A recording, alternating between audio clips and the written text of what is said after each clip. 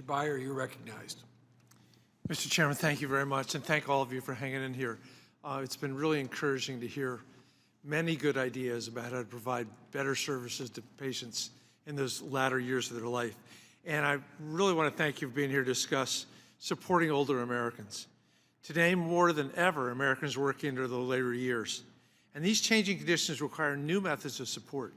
I'll lead a bill to establish an Older Workers Bureau within the Department of Labor, supporting our older workers and ensuring they have the resources they need to succeed.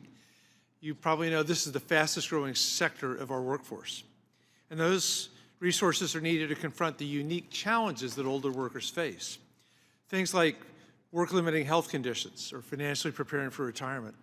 And for many older Americans, that difficult balance is only made possible because we have critical federal programs like Social Security and Medicare. Mr. Carlson, I would like to thank you specifically for discussing the importance of Medicaid to older Americans, which is so often overlooked. And I'm deeply concerned that my Republican friends and colleagues are pushing a defunding bill that actively attacks older Americans. We're expecting to vote on that bill in just a few minutes. This is far from a clean bill. The partisan measure strips away $13 billion from essential non-defense programs and services.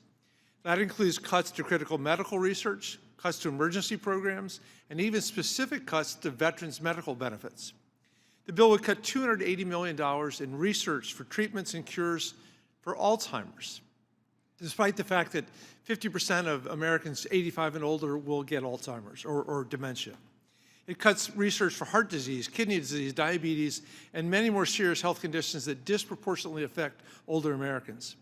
It cuts more money from USDA's Commodity Supplemental Food Program, leaving 25,000 older Americans unable to participate, denying them emergency assistance at a time when food prices are still rising.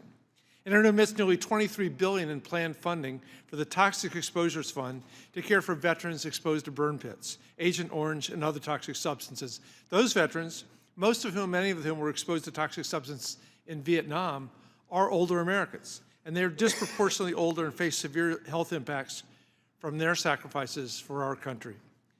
And this bill doesn't stop there. Because it lacks any guardrails, it allows the Trump-Musk-Vance administration to continue to stop funding, to impound funding, or redirect funds away from even more programs for older Americans, including home assistance, mental health care, rural health care, and cancer programs. And that's not to mention the budget resolution that the House Republicans have passed to set up reconciliation. To pay for tax breaks for the wealthy, they're looking for $2.5 trillion in cuts. And they charge the Energy and Commerce Committee here in the House, the one that oversees Medicaid, with $880 billion of those cuts.